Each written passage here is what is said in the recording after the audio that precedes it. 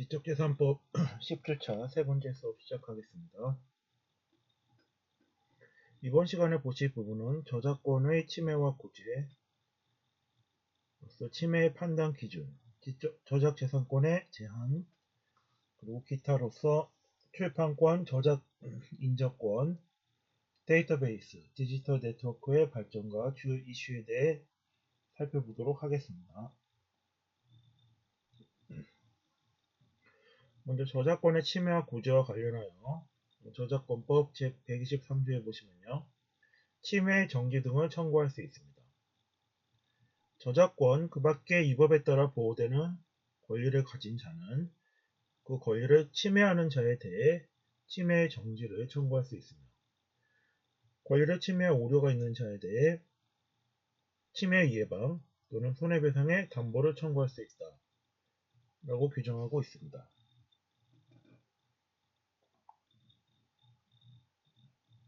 침해로 보는 행위로는 124조 1항 1호에서 수입 시 대한민국 내에 만들어졌더라면 저작권 그 밖에 이 법에 따라 보호되는 권리의 침해로 된 물건을 대한민국 내에서 배포할 목적으로 수입하는 행위. 2호 저작권 그 밖에 이 법에 따라 보호되는 권리를 침해하는 행위에 의하여 만들어진 물건을 그 사실을 알고 배포할 목적으로 소지하는 행위. 그리고 2항에서 정당한 권리 없이 저작권 그 밖에 이 법에 따라 보호되는 권리의 기술적 보호 조치를 제거, 변경, 우회하는 등 무력화하는 것을 주된 목적으로 하는 기술 서비스, 제품, 장치 또는 주요 부품을 제공, 제조, 수입, 양도, 대여 또는 전송하는 행위를 권리 침해로 보고 있습니다.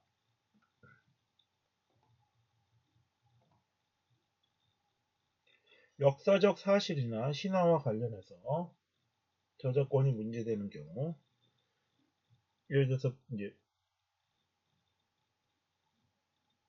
드라마 태왕사신기 또는 바람의 나라 같은 경우에 역사적 사실은 어느 한 작가의 저작권에 속한다고 볼 수 없는 공공의 영역에 해당합니다.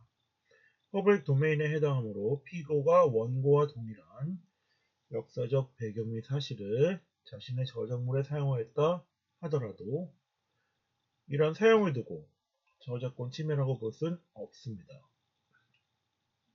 원고의 저작물 등 환타지적 요소 중에서도 원고가 새롭게 독창적으로 개발한 것이 아니라 이미 신화나 설화를 통해 일반이 공유하고 있는 부분이라면 그에 대해서도 원고의 저작권이 인정될 수는 없다고 할 것입니다.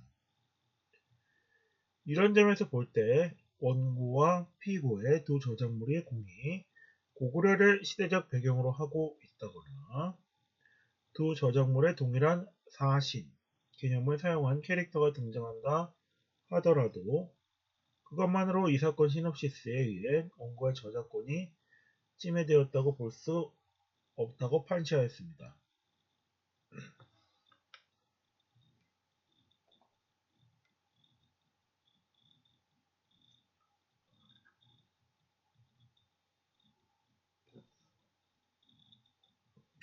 이 저작권 침해 판단과 관련해서 이 음악 부분에서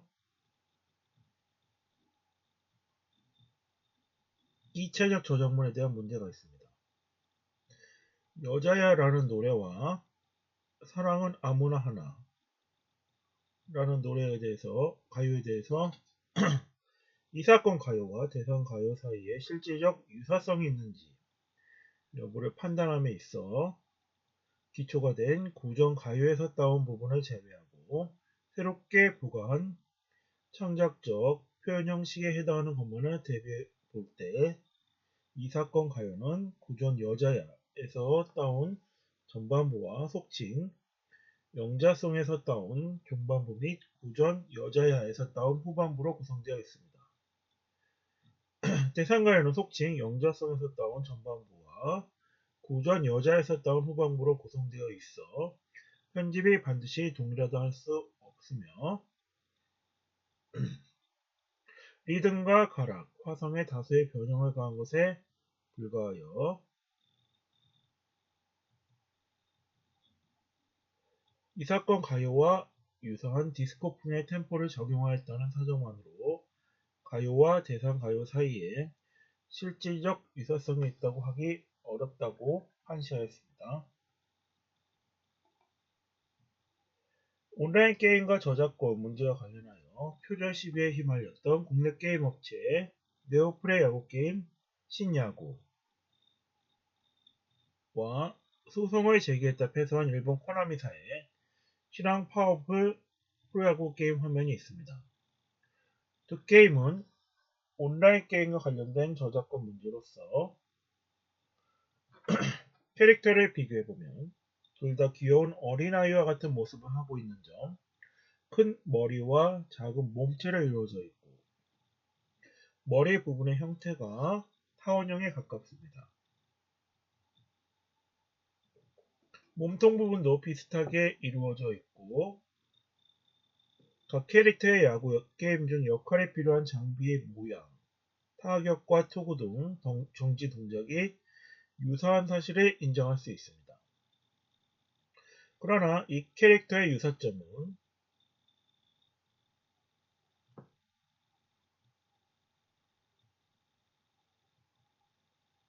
원곡 캐릭터가 출시되기 이전에 이미 만화, 게임, 인형 등에서 귀여운 이미지의 어린아이 같은 캐릭터를 표현하는 데 사용되었으며 장비의 형태나 경기 동작은 야구 게임의 특성상 필연적으로 유사하게 표현될 수밖에 없으므로 이러한 유사점을 들어 각 캐릭터의 창작적 표현 형식이 실질적으로 유사하다고 할 수 없다고 판시하였습니다. 이번엔 모바일 게임과 관련된 저작권 문제를 보도록 하겠습니다.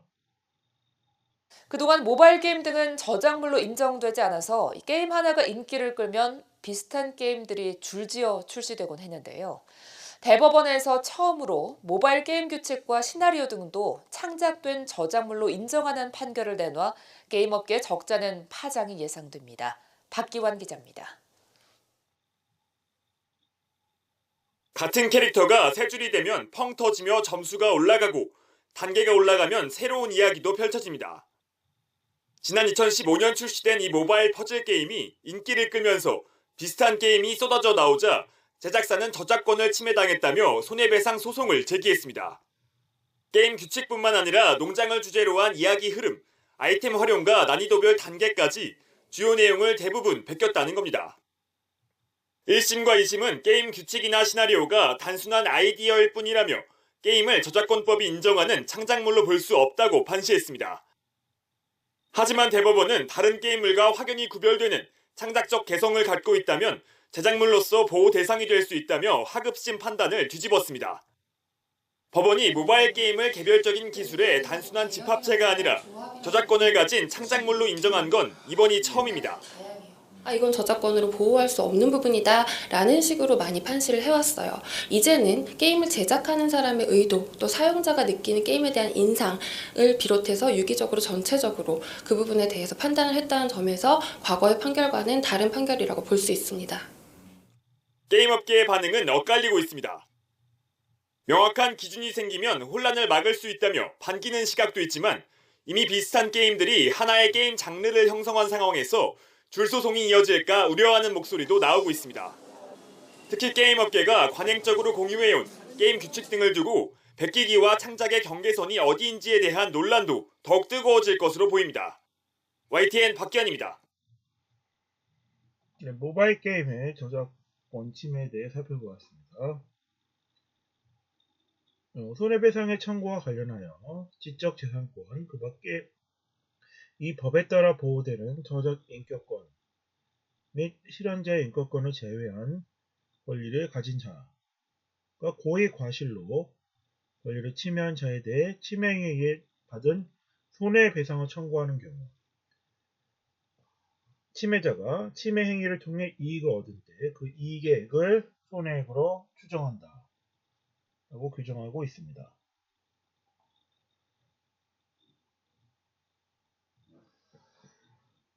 물건의 일부가 저작 재산권의 침해에 관계된 경우 침해자가 그 물건을 제작 판매함으로써 얻은 이익 전체를 침해행위에 의한 이익이라고 할 수 없고 침해자가 물건을 제작 판매함으로써 얻은 전체 이익에 대한 당해 저작재산권의 침해행위에 관계된 부분의 기여도를 산정하여 그에 따라 침해행위에 의한 이익을 산출하여야 한다고 판시하였습니다.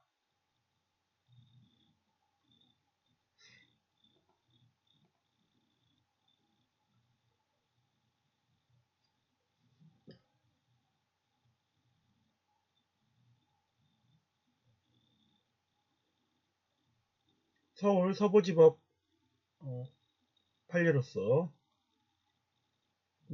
돌아와요 충무항에라는 가사를 창작하고 가수로서 활동한 기간과 당시 동종업계나 대중의 반응, 피고가 가사를 바꾸게 된 경위와 바뀐 내용, 그로 인해 돌아와요 충무항에 가사가 묻히지 않고 재창조되어 인기를 되살릴 수 있는 기반이 마련된 점, 돌아와요 부산항해가 인기를 끌게 된 경위와 관련된 여러 사정들, 돌아와요 부산항해 작사자로서 사단법인 한국음악 저작권 협의회로부터 받은 금액이 원고 주장과 거의 같은 점 등 이 사건 변론에 나타난 모든 사정을 고려하면 피고가 원고에게 배상할 손해액은 3천만 원으로 봄이 상당하다 라고 판시한 지방법원 판례가 있습니다.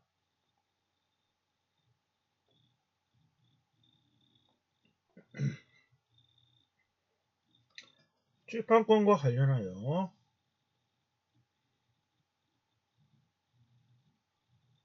119 소아과라는 책과 아기주치의라는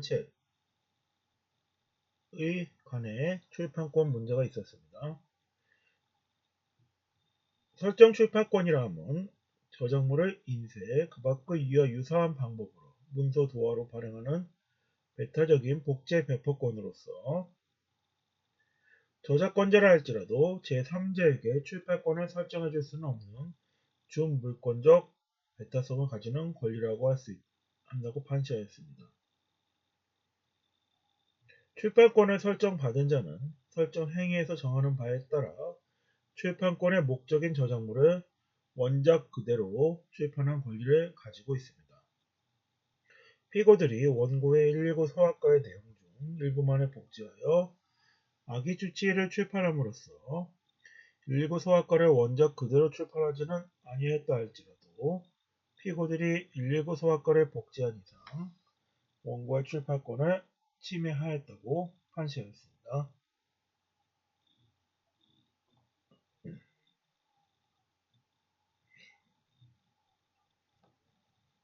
OSP의 책임과 관련하여 소리바다 사건에 있어서 온라인 서비스 제공자로서 어느 정도의 책임을 지게 되느냐의 문제가 쟁점이 되었습니다.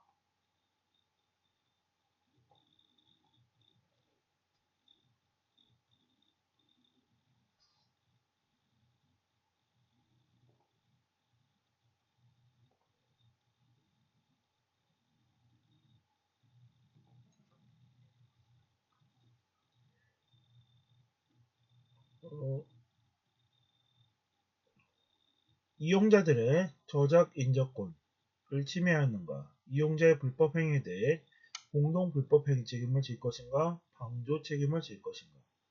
온라인 서비스 제공자가 저작권법 제102조 2항에서 말하는 기술적 조치를 다 하였는가 등이 사안의 쟁점이 된 사건이 되겠습니다.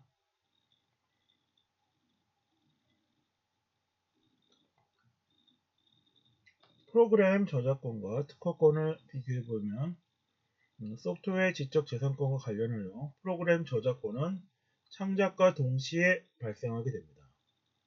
그러나 특허권은 특허 출원 심사를 거쳐 등록을 해야 그 권리가 발생하게 됩니다.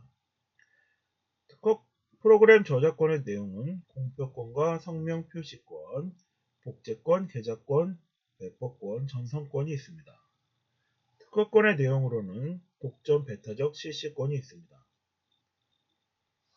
프로그램 저작권의 효력 범위는 코드의 실질적 유사성이 있는 경우에 효력이 미치며 특허권의 경우 알고리즘, 기능의 동일성, 이 효력의 범위에 영향을 미치게 됩니다.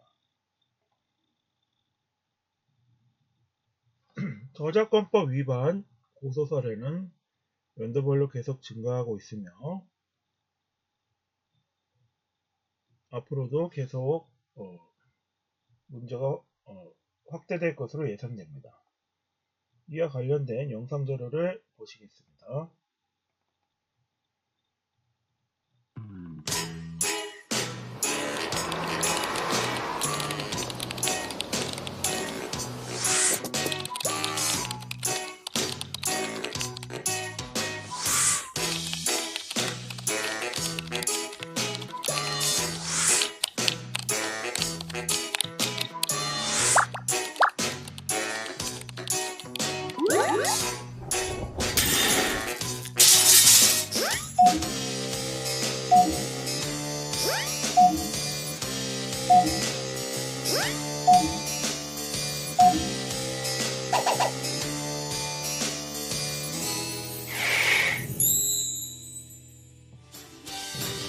소프트웨어와 폰트 등에는 라이선스라는 것이 있습니다. 그렇다면 라이선스란 무엇일까요? 라이선스란 개인이나 기업이 만든 소프트웨어, 폰트 등의 이용을 일정한 이용 조건으로 이용함에 있어 지켜야 할 준수사항을 명시해 놓은 일종의 계약서 또는 준수 조건입니다. 기업이 영리 목적으로 소프트웨어를 이용하여 문서를 작성할 때, 그림을 그릴 때, 프로그래밍을 할 때 소프트웨어 라이선스 이용 조건에 맞게 이용해야 합니다.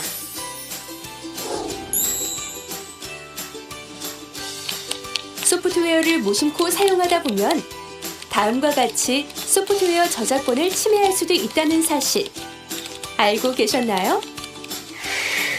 정당한 라이선스 취득 없이 무단으로 소프트웨어를 이용하거나 보유한 소프트웨어의 상위 버전을 이용하는 행위, 보유 수량을 초과하여 이용하는 행위,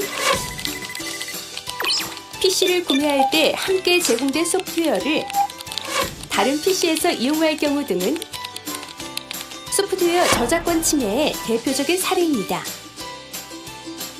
BSA에서 발표한 2013년 BSA 글로벌 소프트웨어 조사 보고서를 살펴보면 대한민국은 매년 소프트웨어 불법 복제율이 감소하고 있지만 OECD 평균에는 아직 미치지 못하고 있는 실정입니다.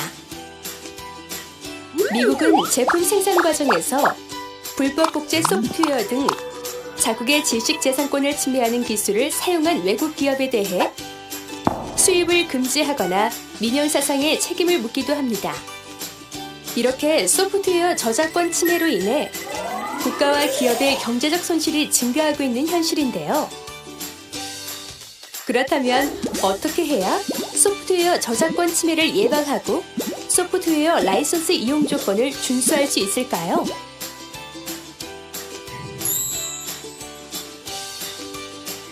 한국저작권위원회에서는 어떻게 소프트웨어 라이선스 관리를 해야 할지 다양한 프로그램을 마련하여 국민들에게 제공하고 있습니다. 많은 컴퓨터의 소프트웨어 라이선스를 손쉽게 관리할 수 있는 소프트웨어 점검 도구인 인스펙터, 소프트웨어 관리에 어려움을 느끼는 기관, 기업을 대상으로 효율적인 소프트웨어 자산관리 프로세스 개선 및 관리 방향 등에 대해 무료 컨설팅을 받을 수 있는 소프트웨어 관리체계 컨설팅 서비스, 올바른 소프트웨어 이용과 관리 노하우를 배울 수 있는 공공기관 소프트웨어 관리 담당자 교육, 그리고 찾아가는 저작권 교육 등 다양한 소프트웨어 라이선스 관리 프로그램을 통해 올바른 소프트웨어 이용에 동참할 수 있습니다. 올바른 소프트웨어 이용을 위한 인식 변화, 한국저작권위원회가 함께하겠습니다.